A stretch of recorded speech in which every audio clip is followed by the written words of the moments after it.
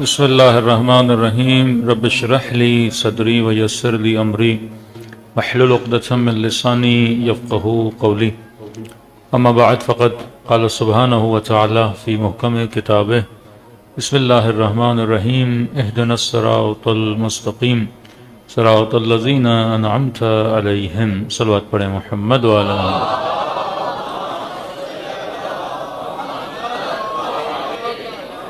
دعا ہے پروردگار عالم ہم سب کی عبادتوں کو اپنی بارگاہ میں قبول فرمائے، اور جو مقصد زندگی مقصد عبادت لے کر فرش عزا پہ آتے ہیں خدا ان مقاصد میں بھی ہم سب کو کامیابیاں نصیب فرمائے۔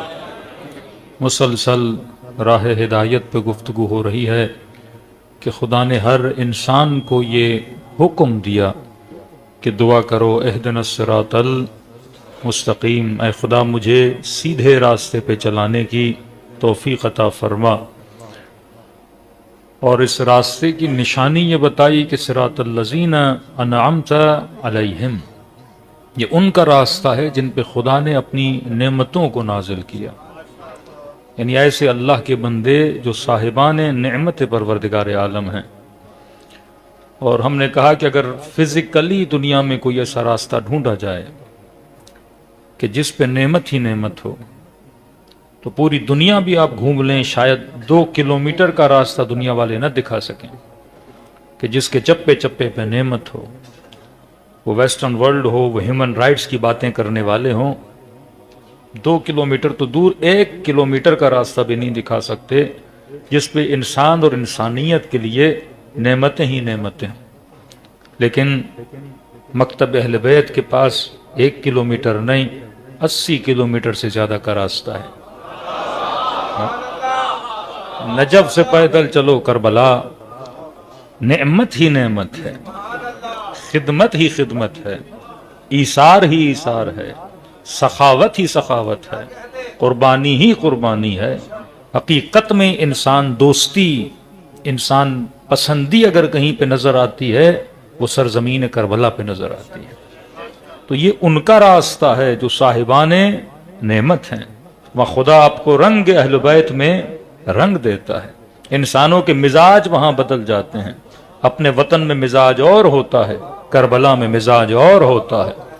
جو حسین سے ملا حسین اسے سخی بنا دیتے ہیں، صاحب ایثار بنا دیتے ہیں، وہ مزاجن کریم بن جاتا ہے، ایسے خدمت کرتا ہے جیسے حضور ابا عبداللہ میں کوئی خدمت کر رہا ہو۔ تو یہ راستہ کیا کر رہا ہے؟ نسلوں کے مزاج کو بدل رہا ہے، اور اس راستے کی ایک کڑی کا سبب یہ مجلس ابا عبداللہ الحسین ہے۔ اب دنیا شاید آپ سے پوچھے کہ شیعہ اتنا اہتمام کیوں کرتے ہیں، اتنی مجلسیں کیوں کرتے ہیں، اتنے خرچے کیوں کرتے ہیں، کروڑوں روپیہ ذکر حسین پہ لگا دیتے ہیں، یہ مرثیے، یہ نوحیں، یہ علم، یہ شبیہ ہیں، اصلاً ان کا فائدہ اس قوم کو ہوتا کیا ہے؟ اتنا خرچہ کہ کسی اندازے کے مطابق 3-4 ارب روپیہ یہ قوم ذکر حسین پہ لگا دیتی ہے۔ تو عقلاء جمع ہوئے اور کہا کہ جناب یہ کیسی بات ہوئی، آپ اپنا ٹائم بھی صرف کرتے ہو، پیسہ بھی صرف کرتے ہو، تو آپ کو مجلس حسین دیتی کیا ہے؟ اس سے اچھا نہیں تھا یہ پیسہ ہاسپٹل پہ لگا دیا جاتا، یتیم خانوں میں لگا دیا جاتا، غریب پروری پہ لگا دیا جاتا۔ یاد رکھیے کار خیر کو روکنے کے لیے سامنے خیر کو کھڑا کیا جاتا ہے۔ یہ بعض ہمارے نادان دوست جو مجلس اور نماز کا مقابلہ کرتے ہیں، تو یہی ہے نا کہ ایک کار خیر کو دوسرے کار خیر کے مقابلے میں کیا کر دو؟ کھڑا کر دو کہ جناب مجلس افضل ہے کہ نماز افضل ہے۔ پھر ایسے ناداں بولیں کہ مجلس کی تو قضا نہیں ہے، نماز کی قضا ہے۔ اس بے وقوف کو یہ نہ پتا ہو کہ قضا واجب کی ہوتی ہے، مستحب کی نہیں ہوتی۔ جو عمل واجب ہے اس کی قضا ہوتی ہے، جو عمل مستحب ہے اس کی کوئی قضا نہیں ہے۔ جیسے عمرہ مستحب ہے کوئی قضا نہیں ہے، جیسے زیارت پہ آپ جاتے ہو مستحب ہے، پچھلے سال گئے اس سال نہیں گئے، اس کی کوئی قضا نہیں ہوتی۔ مستحب عمل جب دل میں آئے انسان کر سکتا ہے، واجب عمل کا ٹائم ہوتا ہے تبھی اس کی قضا رکھی جاتی ہے۔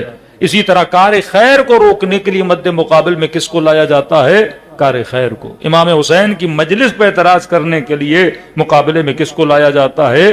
کار خیر کو لایا جاتا ہے، ارے یہ پیسہ یتیموں کو دیتے، یہ پیسہ غریبوں کو دیتے، کیونکہ انہیں سمجھ نہیں ہے کہ یہ مجلس نہیں، یہ صراط مستقیم ہے۔ ان الحسین مصباح الہدی و سفینۃ النجات، یہ کشتی نجات ہے۔ کسی نے کہا ایک کشتی کھڑی ہے، کشتی چلتی ہے، میں نے کہا یہاں دونوں تجھے نظر آئیں گی، کشتی کو چلتا ہوا دیکھنا ہے تو 40 حسین پہ چلا جا، وہاں فکر بھی چل رہی ہوتی ہے، بدن بھی چل رہا ہوتا ہے، اور امام بارگاہوں میں جسم تو بیٹھے ہوتے ہیں، فکر پھر بھی چل رہی ہوتی ہے۔ یہ مجلس حسین ہے جو اسے کیا کرواتی ہے؟ سفر کرواتی ہے۔ میں نے کئی مجالس میں فوائد مجلس ابا عبداللہ بتایا کہ یہ وہ نعمت کا راستہ ہے جہاں امام حسین آپ کو بلاتے ہیں، جہاں ہدایت بھی ملتی ہے، جہاں طہارت بھی ملتی ہے، جہاں فکر بھی پاک ہوتی ہے، جہاں نسلیں بھی پروان چڑھتی ہیں۔ تو میں نے ایک چھوٹا سا اعتراض کیا امت پہ، میں نے کہا دیکھیے جناب، آپ نماز پڑھ رہے تھے، روزہ رکھ رہے تھے، حج کر رہے تھے، زکوٰۃ دے رہے تھے، سارے کار خیر کر رہے تھے، لیکن سب کچھ کرنے کے بعد بھی آپ بہادر رہبر پیدا نہ کر سکے، بہادر لیڈر پیدا نہ کر سکے۔ اب یہ افسوس کا مقام ہے کہ نہیں 40 سے زیادہ مسلمان ملک ہوں پر ایک بہادر لیڈر نہ ہو، ایک بہادر رہبر نہ ہو، ایک ایسا نڈر لیڈر نہ ہو جو وقت کے یزید کی آنکھوں میں آنکھیں ڈال کے باتیں کرے۔ سب کچھ کر رہے تھے پر بہادر رہبر پیدا نہ کر سکے۔ میں نے کہا کون سی قوم تھی جس نے بہادر رہبر بھی دیے، بہادر لیڈر بھی دیے؟ وہ علی کے چاہنے والے تھے، وہ علی کے ماننے والے تھے۔ وہ کون تھے جنہوں نے راہ حق میں اپنے بڑے سے بڑے سپاہی شہید کروا دیے؟ وہ علی کے چاہنے والے تھے، وہ علی کے ماننے والے تھے۔ اب سوچنا تو پڑے گا نا کہ مسلم تیرے پاس بھی ساری ثقافت و تہذیب تھی، ہمارے پاس بھی ساری ثقافتیں اور تہذیبیں تھیں، تیرے پاس نماز تھا، روزہ تھا، حج تھا، زکوٰۃ تھا، اور اپنی ایک شاندار تاریخ تھی۔ ہمارے پاس بھی نماز تھا، روزہ تھا، حج تھا، زکوٰۃ تھا، اور ہماری شاندار تاریخ تھی۔ اب سوال یہ ہے تو ایسا کیا کر رہا تھا کہ تو بہادر نسلیں پیدا نہ کر سکا، اور ہم نے ایسا کیا دیا کہ ہم بہادر مائیں بھی پیدا کر سکے، بہادر نسلیں بھی پیدا کر سکے؟ بس مجھے ایک ہی چیز نظر آئی، نماز تو بھی پڑھتا تھا، نماز میں بھی پڑھتا ہوں، روزہ تو بھی رکھتا ہے، روزہ میں بھی رکھتا ہوں، عمرہ تو بھی کرتا ہے، عمرہ میں بھی کرتا ہوں، خیر و خیرات تو بھی کرتا ہے، خیر و خیرات میں بھی کرتا ہوں۔ بس ایک کام ہے جو میں کرتا تھا تو نہ کرتا تھا، تو سب کچھ کرتا تھا لیکن فرش عزائے حسین نہیں بچھاتا تھا۔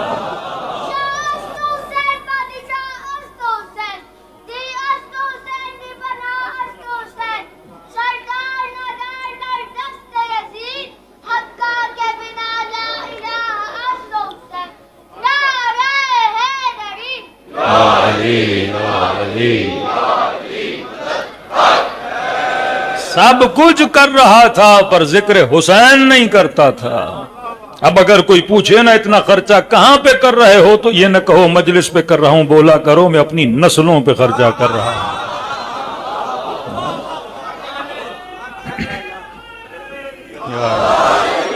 مجلس آ کر دیکھو شیعہ مجلسوں میں چھوٹے چھوٹے بچوں کی فکر حسین کیسے بناتے ہیں۔ یہاں کا چھوٹا بچہ بھی یزید کو لعنت کرتا ہے، تیرا 50 سال کا مفتی بھی گھبراتا ہے لعنت کرنا۔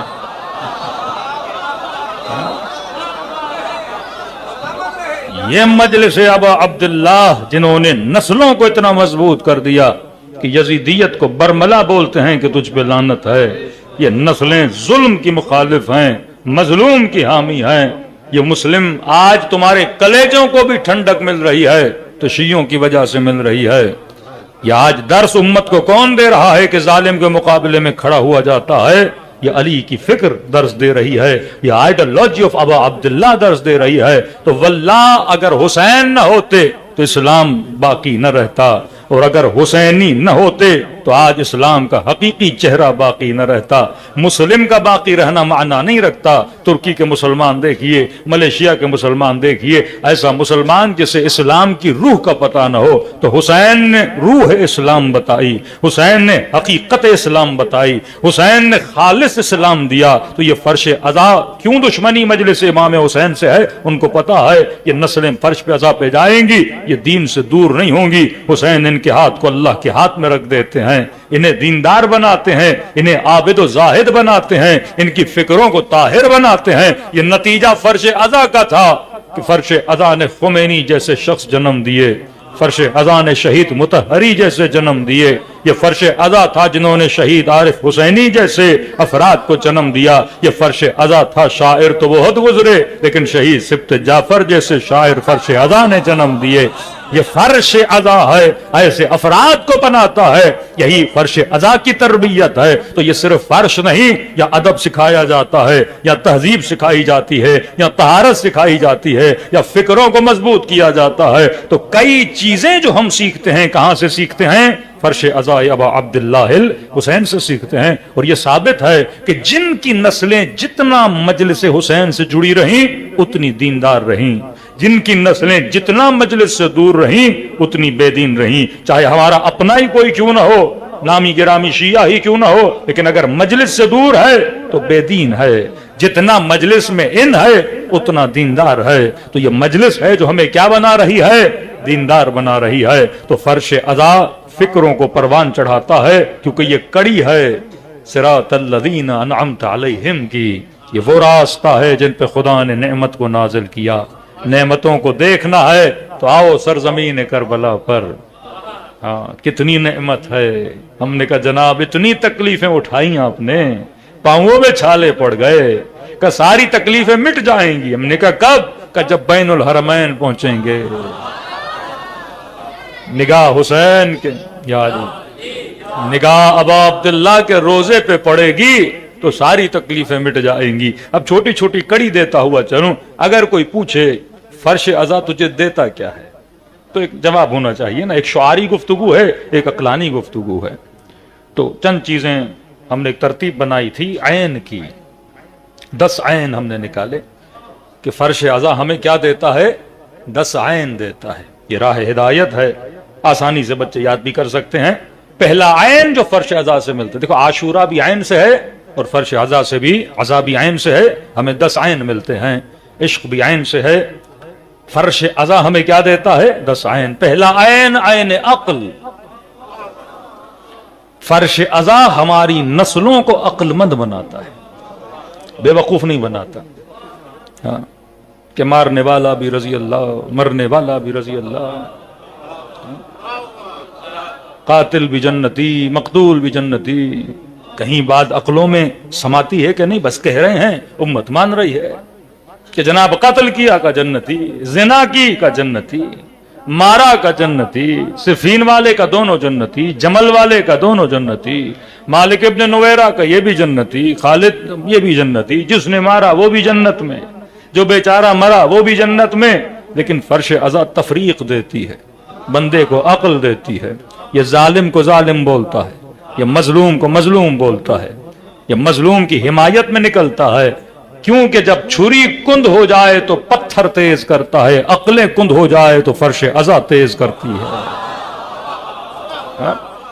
یہ فرش ازا ہے جو کسی کو حر بناتی ہے، یہ فرش ازا ہے جو کسی کو ظہیر بناتی ہے۔ اور ایسے سینکڑوں ظہیر ہیں جو فرش ازا سے نکلے، سینکڑوں حر ہیں جو فرش ازا سے نکلے۔ زندگی اور تھی یہاں آیا اور بن گئی، پہلے کچھ تھا یہاں آ کر کچھ اور بنا۔ یہ فرش ازا لوگوں کو کیا دے رہا ہے؟ ہدایت دے رہا ہے۔ کس کے ذریعے سے؟ عقل کے ذریعے سے ہدایت دے رہا ہے۔ عقل پہ میں نے یہاں کئی خمسے بھی پڑھے ہیں، ڈیٹیل میں پڑھے ہیں، تو فرمایا کیونکہ مکتب اہل بیت ہی مکتب عقل ہے، مکتب اہل بیت ہی مکتب، کیونکہ آپ کا امام ہی امام عقل ہے۔ ہم نے امیر المومنین کو نقل سے کم عقل سے زیادہ مانا۔ نقل ایک تو پاکستانی نقل ہے، ایک نقل ہے علمی عبارت میں، جیسے حدیث کو نقل بولتے ہیں کیونکہ رسول سے منقول ہے، اس کو کیا بولتے ہیں؟ نقل۔ اب حدیثیں اتنی جھوٹی بھی آ گئیں، اتنی جھوٹی کہ بخاری کا لکھنے والا تقریباً کچھ 6000 حدیثوں کو کہتا ہے میں نے چھان بین کر کے یہ حدیثیں نکالی، اور وہ بھی جو نکالی ان میں ایسی حدیثیں کہ رسول فرمائیں کہ حاکم کیسا بھی ہو اس کے پیچھے بھینس بکری کی طرح لگ جاؤ اور اس کی اطاعت تمہارے اوپر کیا ہے؟ واجب ہے۔ اب خدا نے بیچ بچاؤ رستہ نکالا اور اس کا نام کیا رکھا؟ عقل رکھا۔ کہ جو بھی بات تمہارے پاس پہنچے میں نے تجھے فطرت بھی دی ہے، عقل بھی دی ہے، اس بات کو پرکھو کہ واقعاً کیا رسول ایسا کہہ سکتے ہیں؟ قرآن کی آیتیں دیکھو، تربیت رسول دیکھو، کلام رسول دیکھو، سیرت رسول دیکھو، تو عقل خود تمہیں کیا دے گا؟ گائیڈنس دے گا، کیونکہ سب کا عقل جو ہے، فطرت جو ہے انسانی، وہ ایک ہے۔ کل میں نے آپ کی خدمت میں رکھا کہ اگر کسی سے پوچھا جائے سخی آپ کو اچھا لگتا ہے یا برا؟ ہاں بھائی، آپ کو اچھا لگتا ہے برا؟ ہاں، کوئی ہے جو کہے مجھے کنجوسوں سے عشق ہے؟ ہاں، مولا فرماتے کنجوس نہ علی کو اچھا لگتا ہے نہ بیوی کو اچھا لگتا ہے۔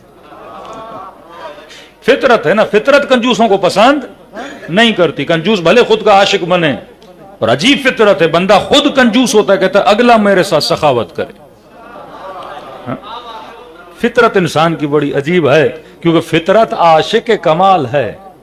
تو میں نے کہا اگر عقل سے پوچھو گے نا کہ حدیث نہیں، روایت نہیں، امام کسے ہونا چاہیے، عقل پھر بھی کسے چنے گی؟ علی ابن ابی طالب کو چنے گی۔ تو پہلی چیز جو فرش ازا ہمیں دیتا ہے وہ عین عقل ہے۔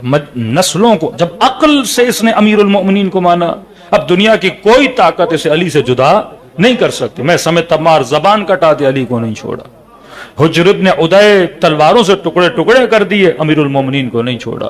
کربلا جناب بریر، گولڈن ورڈز ہے جناب بریر کے، امام حسین نے چراغ بجھایا پھر جلایا کہ جسے جانا ہے چلا جائے۔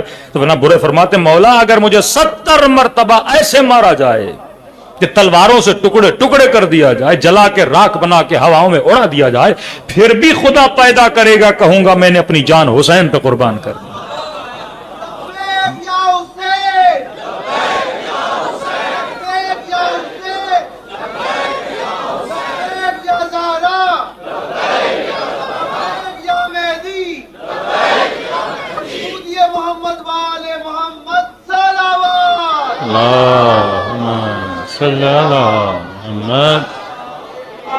پہلی چیز جو فرش ازا دیتا ہے وہ عین عقل ہے، عقل کو مضبوط کرتا ہے۔ دوسرا عین علم ہے۔ فرش ازا ہماری نسلوں کو کیا دیتا ہے؟ علم دیتا ہے، یہ جاہل بننے نہیں دیتا۔ انا مدینۃ العلم وعلی بابھا، اتنا علم دیتا ہے کہ کسی مسلمانوں کی پوری ہسٹری میں دیکھ لو، کبھی انہوں نے بڑے سے بڑے صحابی پہ اشرا پڑھا ہے؟ فضائل آپ اتنے پڑھتے ہو، ایک اشرا پڑھ دو تاکہ امت کو نالج تو ملے، امت کو علم تو ملے۔ یہ تو اچھی بات ہے، ہم آپ کی فیور میں بات کر رہے ہیں۔ اکابر سے اکابر کو نکالو اور آپ ان کی شخصیت پہ کیا پڑھو؟ اشرے کشرے پڑھو۔ یہ میلاد النبی بھی کرتے ہیں تو صرف نعتیں پڑھتے ہیں۔ ہاں، پورا اشرا پڑھو رسول خدا کی ذات پر، پورا اشرا پڑھو، علمی باتیں کرو، کیونکہ جب در اہل بیت سے کٹ گئے تو علم سے کٹ گئے۔ کہاں سے لائیں علم؟ آدھی روایتیں جھوٹی اور گھڑی ہوئی روایتیں جس میں امت کو اس کے بجائے کہ ہدایت ملے کیا ملتی ہے؟ گمراہی دی جاتی ہے۔ قرآن کی آیتوں سے لوگ یہ ایاک نعبد و ایاک نستعین کتنے لوگوں کو گمراہ کر دیا، صحیح تفسیر نہ جاننے کی وجہ سے، اہل بیت کے مکتب سے دوری کی وجہ سے امت گمراہی میں پڑ جاتی ہے۔ بھئی ایک اشرا پڑھو، آپ بھی تو نالج دو اپنی نسلوں کو۔ ایک مفتی مولانا تھے اہل سنت کے، کہ اب شیعہ مولوی بڑے خوش نصیب ہیں۔ میں نے کہا کیوں؟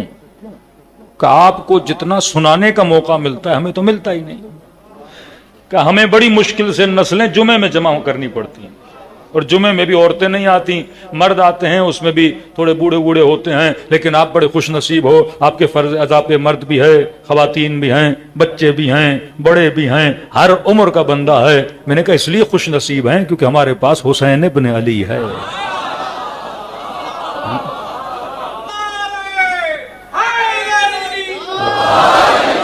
کس قوم کو اتنے خم سے ختم ہی نہیں ہوتے موضوعات، کیونکہ علم کہاں سے مل رہا ہے؟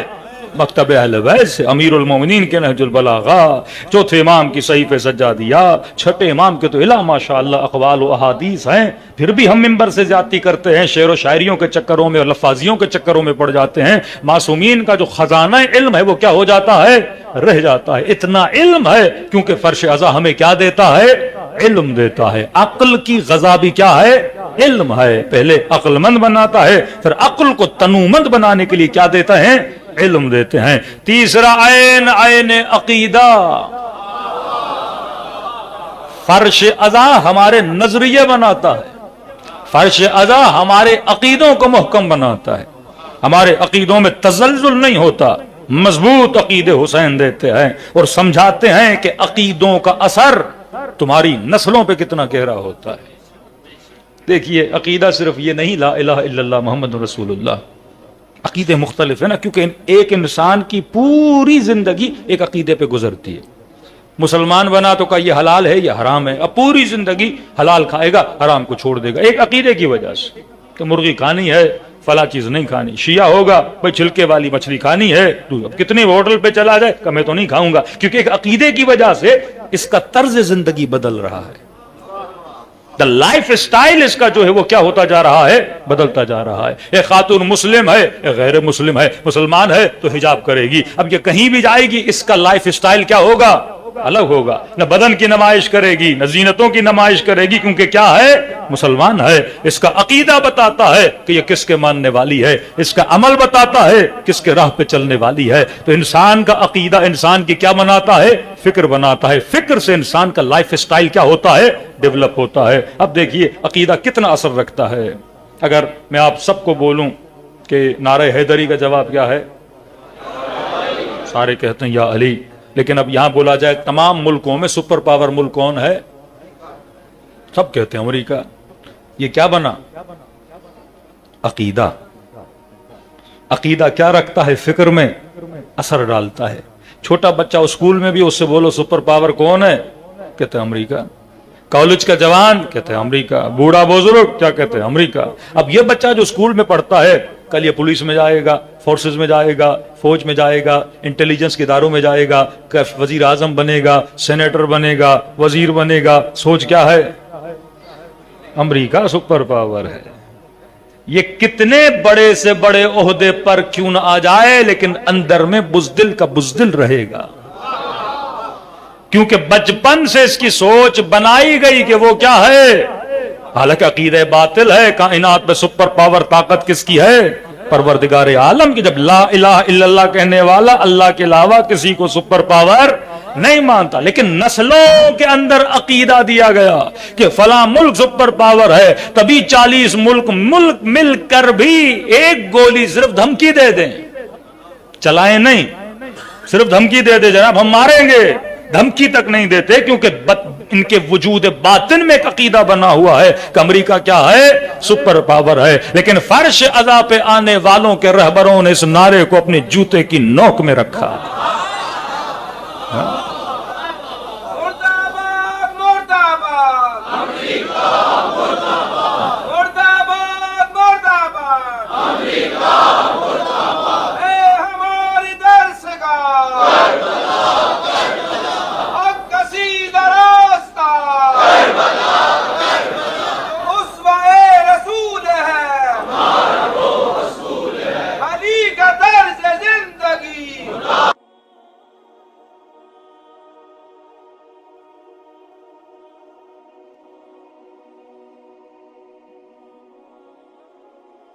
عقیدوں کو مضبوط کرتا ہے، اور عقیدے یہاں سے ملتے ہیں کہ کونوا للظالم خصما وللمظلوم عونا۔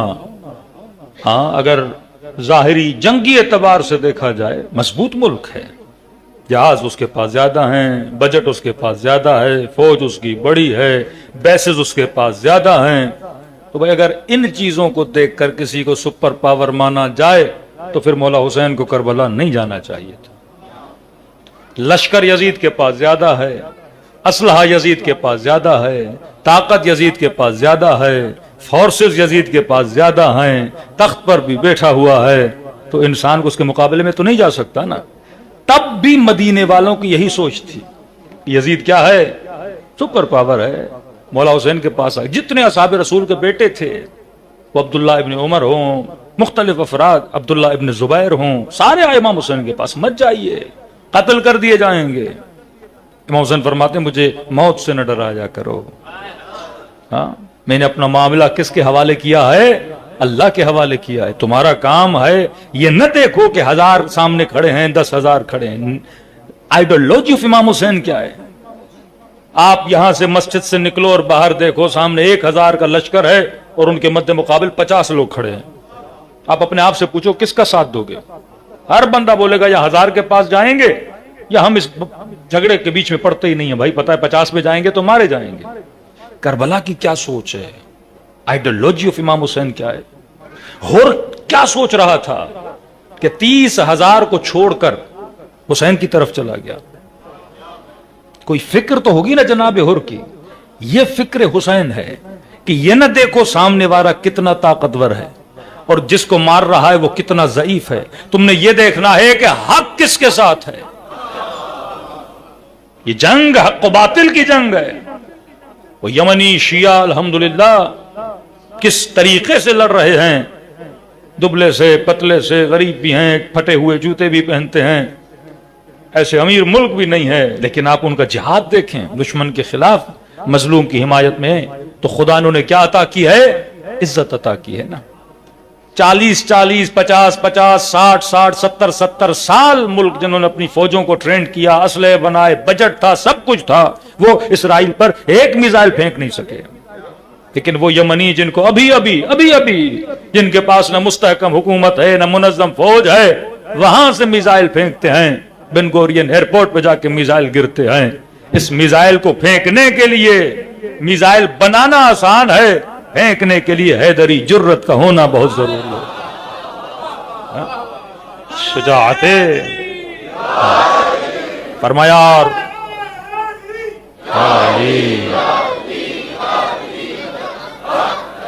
کل شاید میں نے آپ کی خدمت میں رکھا کہ امریکی وزیر خارجہ نے ایک عرب ملک کے وزیر خارجہ کو بلا کے بٹھا کے ذلیل کیا اسے، کہ ہم تجھے ملینز آف ڈالر کے ٹینک دیتے ہیں، ایسا ٹینک جو ہر چیز کا مقابلہ کر دے، ہر شے کو کچل دے، ماڈرن ترین ٹینکیں تمہیں دیتے ہیں، لیکن ہمیں سننے کو مل رہا ہے یہ یمنی پھٹی ہوئی جوتیاں سوویت یونین کے زمانے کے کلیشن کوف لے کر آتے ہیں اور تمہارے فوجی ٹینکوں کو چھوڑ کے بھاگ جاتے ہیں۔ تو میں نے کہا کوئی ہوتا تو جون کیری کو سمجھاتا، تو انہیں ٹینک تو دے سکتا ہے، حیدر کی جرت کہاں سے دے گا،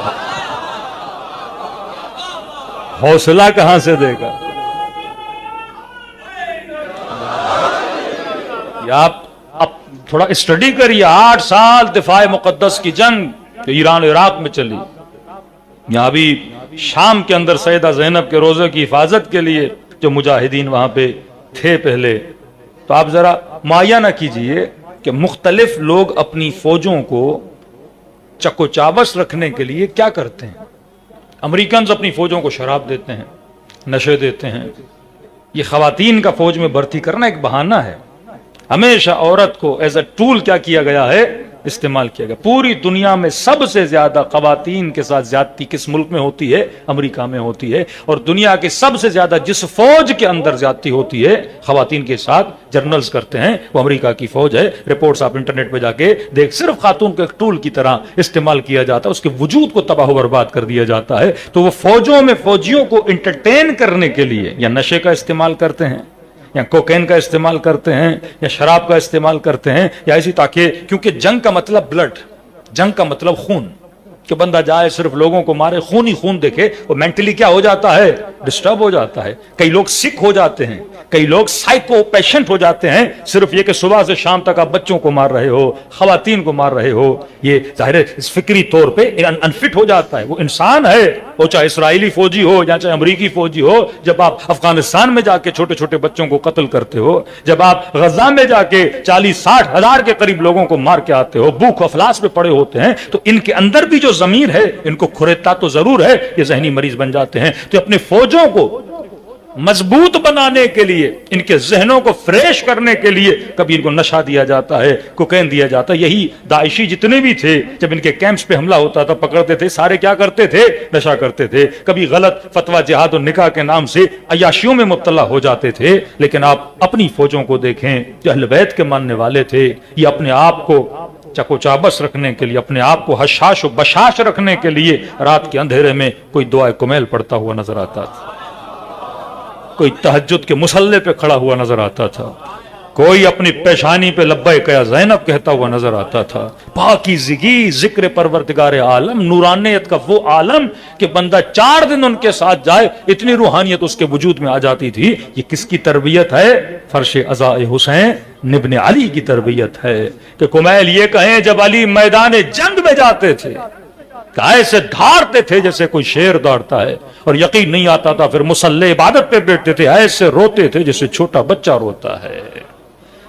یہ اسلوب ہمیں کہاں سے ملتے ہیں؟ فرش عزائے ابا عبداللہ حسین سے ملتے ہیں۔ حسین نسلوں کو بہادر بناتے ہیں، حسین عقیدوں کو مضبوط بناتے ہیں۔ غلط عقیدہ قوموں کو تباہ و برباد کر دیتا ہے، صحیح عقیدے قوموں کو کیا کرتے ہیں؟ پروان چڑھاتے ہیں۔ چوتھا عین، عین عبرت، عین عقل، عین علم، عین عقیدہ، عین عبرت۔ فرش ادا ہمیں عبرت دیتا ہے کہ اے جوان، اگر تو نے کربلا میں یزید پڑھا، یہ بتا تو نے عبرت کیا سیکھی؟ تو نے شمر سنا، تو نے عبرت کیا سیکھی؟ یہ نہیں کہ ظلم کیا اور 4 لعنتیں بھیج کے چلے جاؤ، نہیں۔ وَاعْتَبِرُوا يَا أُولِي الْأَلْبَابِ، یہ قصوں کی کتاب نہیں، یہ کہانیوں کی کتاب نہیں، یہ تمہیں بتانے آئی ہے کہ یوسف کے قصے سے کیا سیکھو؟ عبرت سیکھو۔ اور یہ زمانہ جس میں ہم رہ رہے ہیں سب سے خطرناک زمانہ۔ تبھی فرمایا آخری زمانے میں جو امت بچ کے نکلے گی وہی امام زمانے کی حامی و ناصر بنے گی۔ یہ زمانہ کیسے خطرناک ہے؟ کیونکہ ہر نبی کے زمانے میں ایک آفت ہوتی تھی۔ حضرت موسیٰ کا زمانہ جادوگروں کی آفت، بت پرستی۔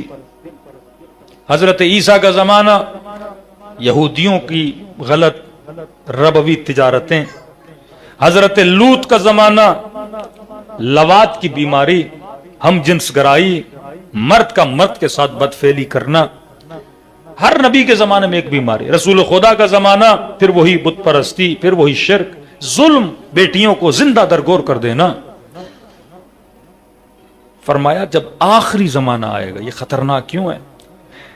جن نبیوں کی، مطلب حضرت نوح کے زمانے میں ایک بیماری تھی، عیسیٰ کے زمانے میں ایک بیماری، موسیٰ کے زمانے میں ایک بیماری، لوط کے زمانے میں ایک بیماری۔ فرمایا آخری زمانے میں وہ بیماریاں جو انبیاء کے زمانے میں امتوں میں تھیں، آخری زمانے میں وہ ساری بیماریاں ایک امت میں ہوں گی۔ آج ہم جنس گرائی سے لے لیں، بے حیائی سے لے لیں، ربوی نظام سے لے لیں، ظلم سے لے لیں، قتل و غارت سے لے لیں، بدفعلی سے لے لیں، کیا کچھ نہیں ہمارے زمانے میں۔ فرمایا اس زمانے میں جگہ جگہ سے تمہاری نسلوں پہ کیا ہوں گے؟ حملے ہوں گے، کہ انسان کی اپنی ذات انسان بھول جائے گا۔ آج ویسٹرن کنٹریز میں آپ کسی کو ہی اور شی نہیں بلا سکتے، نئے نئے ورڈز انہوں نے ایجاد کیے ہیں۔ ہو سکتا ہے آپ کو دکھنے میں مرد لگ رہا ہے، آپ بولو ہی، وہ بولے بھائی میں شی ہوں، وہ آپ کی کمپلین کر دے مجھے ہی بول رہا ہے۔ اور کوئی دکھنے میں عورت ہو، آپ ہی بولو، شی بولو تو بولے میں تو ہی ہوں۔ اور آپ کسی کو ہی بھی بولو، شی بھی بولو، کہو نہ میں ہی ہوں نہ میں شی ہوں، بھئی اب کیا ہوگا مجھے نہیں پتا میں کیا ہوں۔ نہیں، درمیانے سے بھی آگے، وہ تو درمیانے کی بحث ہی ختم ہوگی۔ اس قدر انسانیت کو مسخ کر دیا گیا کہ اس کا تشخص ہی اس کو نہیں پتا میں کیا ہوں۔ انسان کی مرد کی عورت سے شادی، پھر عورت کی عورت سے شادی۔ ابھی جرمنی میں جلوس نکلا کہ ہمیں پرمیشن دی جائے انسان کی جانور سے شادی، اس کو لیگلائز کیا جائے۔ اس قدر انسانیت بگڑتی ہوئی جا رہی ہے، صرف لذتوں میں، ضلالتوں میں، خباثتوں میں، اور سارے اٹیکس آپ کی سوسائٹی میں ایک جگہ پہ ہوں گے۔ اب یہ تھا کہ نہیں مولانا ہم تو ویسٹرن کنٹری میں نہیں رہتے، پاکستان، یہ اللہ کی نعمت ہے کہ ایک مسلم کنٹری میں رہتے ہو، اپنی ثقافت اور تہذیبوں میں اپنے بچوں کو بڑا کرتے ہو، لیکن دنیا ولیج بن چکی ہے۔ یہ موبائل، یہ انسٹا، یہ جتنے بھی سافٹ ویئرز ہیں، یہ تمہاری نسلوں کو کیا کر رہے ہیں؟ تباہ و برباد کر رہے ہیں نا۔ پیس آف مائنڈ ختم ہو چکا۔ آج کسی بچے کو کہو کہ 5 منٹ بیٹا موبائل ادھر رکھو، 5 منٹ آنکھیں بند کر کے بیٹھو، اپنے من کے اندر سوچو، نہیں بیٹھ سکتا کوئی۔ پہلے 1 گھنٹے کی مجلس بھی سنی جا سکتی تھی، آج کلپ بھی 1 منٹ سے زیادہ تو بندہ اوپر کر دیتا ہے۔ ذہن کو برداشت نہیں ہوتا کہ میں 3 منٹ کی چیز کیوں سنوں۔ پہلے 10 منٹ پہ آیا، پھر 6 منٹ پہ آیا، پھر 2 منٹ پہ آیا، پھر اتنا فاسٹ بنا دیا، اب اسپیڈ بھی لا دی انہوں نے۔ کیا کوئی چیز سنتے ہو اس کو 3+ اسپیڈ کر دو، تاکہ، کیونکہ مائنڈ کو زیادہ سے زیادہ چیزیں چاہیے، ویرائٹی اتنی بڑھ گئی۔ آپ بولو میں مسلم ہوں، انہوں نے آپ کے مائنڈ کو سیکولر بنا دیا ہے۔ یہاں وہ نوحہ سنے گا، اوپر کرے گا، گانا سنے گا، ادھر مولوی دیکھے گا، ادھر پھر کسی خبیث بندے کو دیکھے گا، مطلب اس کا ذہن ایک جگہ رکنے والا ہے ہی نہیں۔ متعدد چیزیں اس کے ذہن کو ملتی ہیں، یہ ڈائگنوز نہیں کر پاتا. اس قدر انہوں نے آپ کے ذہن کو ریڈ کیا کہ جو آپ کے نفس کو پسند ہے فوراً وہ چیز آپ کے سامنے لا کے کھڑی کر دیتے. 2 منٹ کوئی تصویر دیکھو گے اگلی تصویر ویسی ہوگی، 2 منٹ کوئی آواز سنو گے اگلی آواز ویسی ہوگی. وہ آپ کے مائنڈ کو ریڈ کر رہے ہیں، وہ آپ کی میموریز کو فل کر رہے ہیں. ہر چیز، ہر ڈیٹا، ہر کچرا آپ کے بچوں کے ذہنوں میں کیا کر رہے ہیں؟ ڈال رہے ہیں. اب یہاں ہمیں کون بچاتا ہے؟ فرش عزا حسین ابن علی. اب یہاں عقلوں کو تربیت کون دیتا ہے؟ فرش ابا عبداللہ. فرمائیے دیکھا کرو کہ تو ٹائم کو کاٹ رہا ہے یا ٹائم تجھے کاٹ رہا ہے. کون کس کو کٹ کر رہا ہے؟ میں ٹائم پاس کر رہا ہوں، چیزیں دیکھ رہا ہوں. جناب دیکھو تو صحیح، اس ٹائم سے تو کیا فائدہ لے رہا ہے؟ ہر چیز میں جب تو سیلفش ہے تو اپنی آخرت کے لیے سیلفش کیوں نہیں؟ اپنی فکر کے لیے سیلفش کیوں نہیں؟ اتنی چیزوں کے دیکھنے سے انسان کا سکون کیا ہو جاتا ہے؟ تباہ و برباد. لاکھ چیزیں دیکھے گا، پھر رات کو سوئے گا، پھر لاکھ چیزیں خوابوں میں بن کے اس کے ذہن میں آئیں گی. نہ نیند سکون کی، نہ جینا سکون کا. تو فرمایا اگر سکون کے ساتھ زندگی جینی ہے تو سب سے پہلے فکر امام حسین کو اپناؤ، زندگی کے اندر رنگ اہل بیت کو اپناؤ، تب جا کے نسلیں صراط مستقیم کے ٹریک پہ چل پائیں گی. ورنہ آج گاڑیاں چلتے چلتے ٹریک سے کیا ہو جاتی ہیں؟ اتر جاتی ہیں. کیونکہ انسان کا مائنڈ کنٹرول دن بدن کیا ہوتا جا رہا ہے؟ کمزور ہوتا جا رہا ہے. نہ انسان غصے پہ کنٹرول کر پا رہا ہے، نہ انسان شہوت پہ کنٹرول کر پا رہا ہے، نہ انسان اپنی متعدد بیماریوں پہ کنٹرول کر پا رہا ہے. کیونکہ جو انسان دیکھتا ہے اسے کیا کرتا ہے؟ پسند کرتا ہے. اب مولا فرماتے ہیں اچھے سے اچھا دیکھو، اچھے سے اچھی محفل میں بیٹھو. کربلا کی سرزمین یہی سکھاتی ہے، انسان کی مری ہوئی فطرت کو کیا کرتی ہے؟ بیدار کرتی ہے. صلوات پڑھے محمد و آل محمد.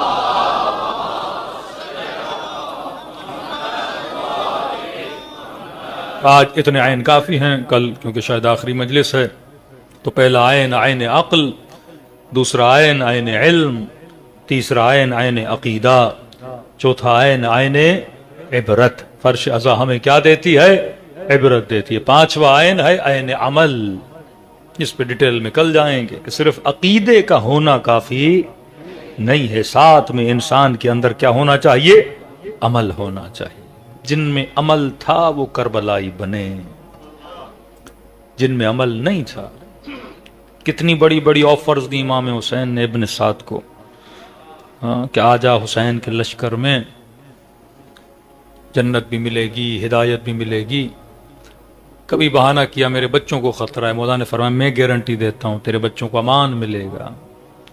کبھی کہا میرا گھر ابن زیاد چھین لے گا. امام نے فرمایا مدینے میں میرا باغ ہے جو باغ حسن سے مشہور ہے، وہ لکھ کے دوں گا تیرے نام پہ کرنے کو تیار. ایسا باغ جس کی ہر ٹہنی لگائی علی نے اور ہر ٹہنی کے کنارے 2 رکعت نماز پڑھی امیر المومنین. ایسا باغ دینے کو تیار تھے. بدبخت پھر بھی راضی نہ ہوا. کہا مجھے شہر رہے کہ حکم جاؤ. ہاں یہ ہے دنیا فانی ہے، جو کچھ خدا دے گا وہ تجھے آخرت میں دے گا. یہاں جو نعمت ملتی ہے وہ نعمت سکون ہے. اللہ تمہارے ضمیر کو کیا رکھے گا؟ مطمئن رکھے گا. تبھی فرمائے خلوص دل سے ہمارے بابا کو سلام کیا کرو، خدا تجھے ثواب زیارت حسین عطا کرے گا. دلوں کو چند لمحوں کے لیے کربلا لے جائیں. آج ایسے سلام کریں جیسے زینب نے بھائی کو کیا. آج ایسے سلام کریں جیسے سکینہ نے بابا کو کیا. مومن آج تو سلام کرے گا نا، کوئی تجھے تازیانے مارنے والا تو نہیں، لیکن ان بیویوں کو بھائی پہ رونے بھی نہیں دیا جاتا تھا، ماتم کرنے کی بھی اجازت نہیں تھی. آج شکر خدا ہے بڑی آزادی سے ذکر حسین کر رہے ہو، کہ اللہ کی کیا ہے؟ نعمت ہے. جنہیں سلام آتا ہے پڑھیں، جنہیں نہیں آتا نام حسین تو سب کو آتا. السلام علی الحسین وعلی اولاد وعلی اصحاب. بلند آواز سے السلام علی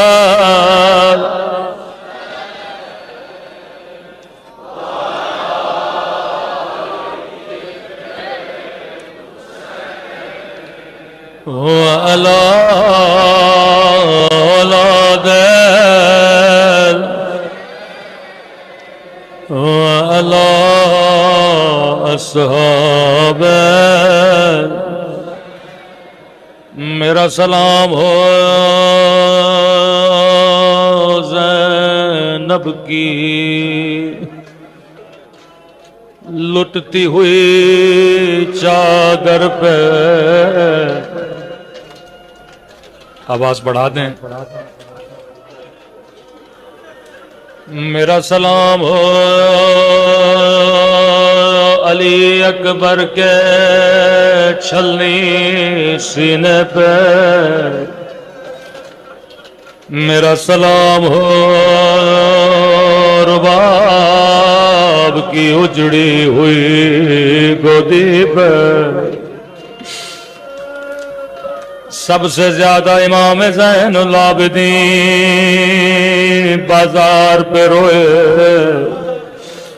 فرماتے تھے کہاں علی کی بیٹیاں کہاں شرابی کا دربار. اکثر بی بی زینب ایک جملہ کہتی تھی زینب کو دکھ اس بات کا نہیں کہ زینب کو غیروں نے نہیں پہچانا، دکھ اس بات کا تھا کہ اپنوں نے نہیں پہچانا.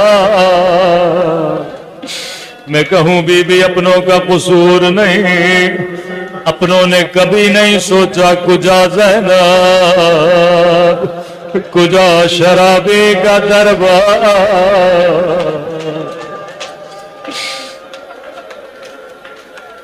اہل بیت بڑے یتیم پرور ہے. ایک یتیمہ بچی تھی، امام حسین اسے اپنے گھر لے کر آئے. اسے ایسے پالا جیسے اپنے بچوں کو پالتے ہیں. جب جوان ہوئی شادی شام میں کرا دی. ہر سال مدینے آتی تھی، کہتی تھی مولا میں اپنے شوہر کو بتاتی ہوں میرا حسین بڑا کریم ہے، مجھے ایسے پالا جیسے اپنے بچوں کو پالتے ہیں. مولا جب جب آتی ہوں کہتا ہے اپنے مولا سے کہنا کب میرے گھر آئے گا، میں بڑے بڑے سفرے لگاؤں گا، میں بڑی بڑی دعوتیں کروں گا. آخری مرتبہ جب مدینے آئی امام حسین نے عرض کیا، فرمایا شیرین ہم آئیں گے لیکن تو پہچان نہ سکو گی. اپنی جگہ سے کھڑے ہو گئے، کہنے لگی مولا ان آنکھوں کو نکال دو جو اپنے مولا کو نہ پہچانے. امام نے فرمایا شیرین تیرا قصور نہیں ہوگا، ارے حالات بدل جائیں گے. لیکن شیرین حسین کی ایک وصیت یاد رکھنا، مولا جو کہو کروں گی. فرمایا شیرین قیدی بڑے مظلوم ہوتے ہیں، قیدیوں کا خاص خیال رکھنا. کہ جی میرے مولا. شیرین اپنے وطن واپس چلے گئے اور زینب بے وطن ہو کے بازار میں آ گئے. شیرین کا شوہر بازار سے گزر رہا تھا، اس کی نگاہ ننھی سی سکینہ پہ پڑ گئے، زخمی رخساروں پہ پڑ گئے. دوڑا دوڑا گھر گیا. کہا شیرین کہتی تھی اگر کوئی قیدی ملے لے کر آؤ. وہ شیرین میری زندگی گزر گئے، میں نے کبھی 4 سال قید نہیں دیکھے. بڑے مظلوم جدی ہے. کہتی ہے جلدی کرو، میرے مولا کی وصیت ہے، اس نے دعوت دی۔ یہ سارے قیدی شیرین کے گھر میں داخل ہوئے، لیکن قیامت کی گھڑیاں تھیں، جسے زینب نے قرآن پڑھایا، جسے زینب نے حجاب سکھایا، اس کے سر پہ تو چادر موجود ہے، لیکن ہائے علی کی بیٹیاں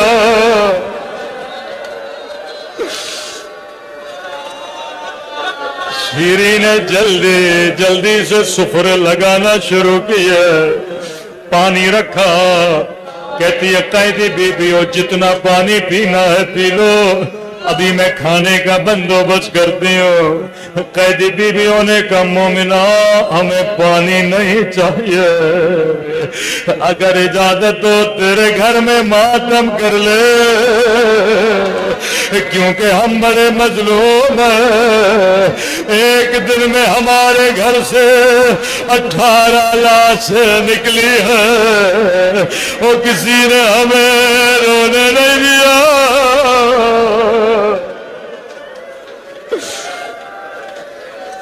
کہتی ہے قیدی بیویوں میں کیوں روکوں گے، میرے گھر میں جتنا رونا ہے رو لو۔ یہاں قیدی بیویوں نے حلقہ بنایا، ایک مرتبہ قیدی بیوی اٹھی، بڑا درد بھرا بیان کیا، رو کے کہنے لگی اے علی اکبر کے پیاسے بابا، اے علی اکبر کے غریب بابا۔ جیسے سننا تھا شیرین اپنی جگہ سے کھڑی ہو گئی، کہتی یہ قیدی بی بی چپ ہو جا، یہ میرے مولا کے بیٹے کا نام ہے۔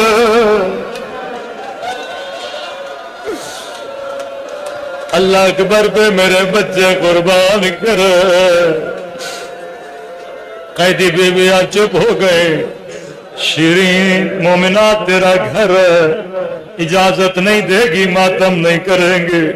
نہیں قیدی بیویوں دل دکھانا نہیں چاہتی، لیکن یہ نام نہ لو، یہ میرے مولا کے بیٹے کا نام ہے۔ اگر تیرے مقتول کی کوئی بیٹی ہو اس کا نام لے کے بیان کرو۔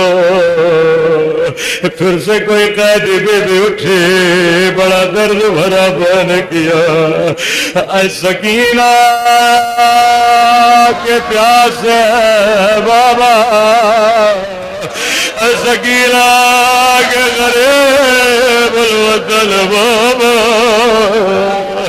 شیری پھر اپنی جگہ سے کھڑی ہو گئے، اور قیدی بی بی نام نہ لے، یہ بھی میرے مولا کی بچی کا نام ہے۔ کہتی ہے قیدی بی بی کیا تیرے مقتول کا کوئی بھائی نہیں ہے؟ اس کا نام لے کے بیان کرو۔ بھائی کا نام آنا تھا۔ پھر کچھ بیویاں اٹھے، کہنے لگی اے عباد کے غریب بھیا، اے عباد کے پیاسے بھیا۔ اب شیری کو سمجھ نہیں آیا، کہتی ہے قیدی بی بی چپ ہو جا، یہ تو مدینے والوں کے نام ہے، اللہ میرے مولا کی خیر کرے۔ قیدی بی بی چپ ہو گئے۔